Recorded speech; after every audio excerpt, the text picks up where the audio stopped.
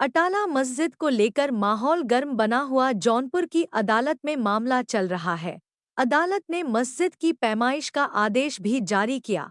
Court के आदेश पर पैमाइश team भी पहुंच चुकी थी। मुस्लिम पक्ष के विरोध के कारण टीम बिना पैमाइश की लौटी। स्वराज वाहिनी एसोसिएशन ने मुकदमा 2023 में दर्ज कराया था। अटाला मस्जिद नहीं है, अटाला देवी का मंदिर है। पहले यहाँ हिंदू समाज द्वारा पूजा पाठ किया जाता था। मुगल आक्रांता आए और मंदिर की जगह मस्जिद बनवा दिए। कोर्ट ने संगठन की आज का सभी कार्य करते हुए लगातार सुनवाई कर रहा है। एक रिपोर्ट रविंद्र मिश्रा के साथ। ये संस्था स्वराज वाहिनी एसोसिएशन है, उसके प्रेसिडेंट संतोष कुमार मिश्रा ने न्यायालय सिविल जज जूनियर डिवीज़न शहर में अटाला देवी मंदिर को लेकर के वाद दाखिल किया है। स्वराज वाहिनी एसोसिएशन बनाम अटाला मस्जिद जामा मस्जिद, इसमें न्यायालय द्वारा आदेश हुआ, मुकदमा पंजीकृत हुआ और न्यायालय ने पोषणीयता के आधार पर सुनवाई करते हुए वाद को पोषणी माना और संतोष कुमार मिश्रा को वाद चलाए जाने की अनुमति प्रदान की। इस आदेश के खिलाफ वक्फ बोर्ड ने 711 के खिलाफ 711 सीपीसी के तहत प्रार्थना पत्र दिया, जिसको भी न्यायालय द्वारा खारिज कर दिया। न्यायालय ने मूल वाद दर्ज करने का जो आदेश पारित किया, उस आदेश के खिलाफ मुस्लिम पक्ष ने माननीय उच्च न्यायालय में रिट याचिका दाखिल की है, जिस पर सुनवाई के लिए हमको भी नोटिस जारी हुई। ये हाई कोर्ट में जो दाखिल हुआ है, हाँ। यहाँ जौनपुर में कब खारिज हुई थी? 22 अक्टूबर। ये जो है जुलाई में जो आदेश हुआ है 31 मई को, 31 मई का जो आदेश माननीय न्यायालय ने किया यहाँ पर, उसी आदेश को चैलेंज किया उन्होंने। दो आदेश पारित किया, एक 31 मई को, एक 2 जुलाई को। उन्हीं आदेश को चैलेंज किया है माननीय उच्च न्यायालय में। जो परमिशन न्यायालय द्वारा दी गई स्वराज वाहिनी एसोसिएशन के प्रेसिडेंट संतोष कुमार मिश्रा को मुकदमा चलाए जाने का, उसी आदेश को चैलेंज किया गया माननीय उच्च न्यायालय में। और वहीं पर सुनवाई के लिए 9-12 तारीख पड़ी हुई है, जिसमें माननीय उच्च न्यायालय में 9 दिसंबर को सुनवाई हुई है।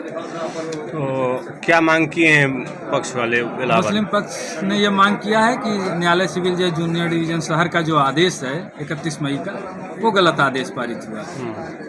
स्वराज वाहिनी एसोसिएशन को मुकदमा दाखिल करने का अधिकार नहीं है। इसी बिंदु को जो है वक्फ बोर्ड द्वारा माननीय उच्च न्यायालय में उठाया गया है और उसी को लेकर के रिट याचिका दाखिल की गई है। और स्वराज वाहिनी के पास क्या सबूत हैं, किस आधार पे आप लोग लड़ रहे हैं? स्वराज वाहिनी एसोसिएशन ने हिंदू धर्म की तरफ से ये वाद दाखिल किया है। यह वाद व्यक्तिगत ना होकर के सामाजिक है, हिंदू धर्मावलंबियों की तरफ से दाखिल किया गया है, सामूहिक वाद है। उसके रिप्रेजेंटेटिव संतोष कुमार मिश्रा हैं और वो हिंदू धर्म का, हिंदू देवी का, अटाला देवी का प्राचीन मंदिर रहा है और आज भी श्रद्धा से लोग उसको पूजते हैं। मुस्लिम आक्रांताओं ने, फिरोज शाह तुगलक ने ज़बरदस्ती मंदिर के ऊपरी स्वरूप से छेड़छाड़ करके उसको मस्जिद का स्वरूप दे दिया है और वर्तमान समय में वो उनके कब्जे में है। उसी को खाली कराने के लिए और हिंदू धर्म के अनुयायियों के लिए पुनः पूजा पाठ की पूरी व्यवस्था करने के लिए न्यायालय से मांग की गई है और उसी को लेकर के मुकदमा दाखिल किया गया। यह मांग हिंदू संस्थान को ही है, ये दावा किए हैं कि अचला मंदिर है, इसको तोड़ के अटाला मस्जिद बनाया गया है। तो आप मुस्लिम पक्ष के वकील हैं? यस, क्या नाम आपका है? दिनेश प्रताप सिंह। तो आपका क्या पक्ष है, आप क्या कह रहे हैं? हमारा पक्ष है कि अटाला मस्जिद है। ये कब मामला दाखिल हुआ है और क्या में? अब डेट तो हम नहीं बता पाएंगे, 1.5 साल से चल रहा है। अच्छा, तो मुस्लिम पक्ष के पास सबूत क्या है? मुस्लिम पक्ष का सबूत क्या है, किस आधार पर? नहीं भाई, 1882 से आज तक के रेगुलर रिकॉर्ड जितने हैं, नगर पालिका परिषद के जितने रिकॉर्ड हैं, सब अटाला मस्जिद के नाम से कर रहे हैं। अचला मंदिर कहीं नहीं कर रहे। अच्छा, क्या वहाँ नमाज होती है? नमाज वहाँ होती है। हाँ, जाते हैं, नमाज पढ़ते हैं। अच्छा, रेगुलर नमाज। 10 जनवरी को क्या फिर से सुनाई? जनवरी सन 25 को रिवीजन में ये अचला मंदिर वाले को मौका मिला है कि आप एतराज़ करिए, उसके बाद रिवीजन की बात होगी। संतोष मिश्रा मैंने सन 2023 में एक वाद दायर किया था। कहाँ मेरे प्रेरणा स्रोत अश्विनी उपाध्याय जी सुप्रीम कोर्ट के अधिवक्ता हैं। वो कन्वर्ट करके मस्जिद का रूप देने का प्रयास किया गया है, जो कि सामने का स्ट्रक्चर मस्जिद प्रतीत होता है, अंदर के सारे स्ट्रक्चर और भौगोलिक स्थिति माने हमें ये समझ में आता है। मैंने देखा भी है, कई लोग गए भी हैं, जो इतिहासकार और अन्य लोग बताते हैं, वरिष्ठ नागरिक बताते हैं कि वो एक परिक्रमा स्थल है। उसमें गर्भगृह है, मंदिर की तरह सारी संरचनाएं हैं। मंदिर में वो मस्जिद में मीनारें होती हैं, मंदिर में मीनारें नहीं होती हैं। और दूसरी चीज़ ये होता है कि उसमें जिस प्रकार से रहन सहन की व्यवस्था अंदर ही बनाई गई है, इससे प्रतीत होता है कि वहाँ मंदिर में रुकने वाले धर्मशाला आस्थावानों, श्रद्धालुओं और पूजा पाठ के लिए जो अपने वहाँ रुकते हैं रात में, उनके लिए सारी व्यवस्थाओं को दिया गया है। तो हमने इन सारी संरचनाओं को देखते हुए अपने मन में एक निर्णय लिया कि हम किसी अधिकारी, किसी कर्मचारी, किसी प्रशासनिक या राजनीतिक तरीके से नहीं, मैं न्यायिक तरीके से इन चीज़ों का एक सर्वेक्षण कराऊंगा, एक मुकदमा दायर करूंगा प्रक्रियागत तरीक़ों से। ये सिद्ध होगा कि ये माता जी का मंदिर था और तभी मुझे ये एक्सेप्टेबल है। तो हमने यहाँ एक मुकदमा सन 2023 में दाखिल किया। कुछ साक्ष्यों जो मेरे पास साक्ष्य थे, उन साक्ष्यों को लगाकर मैंने दाखिल किया।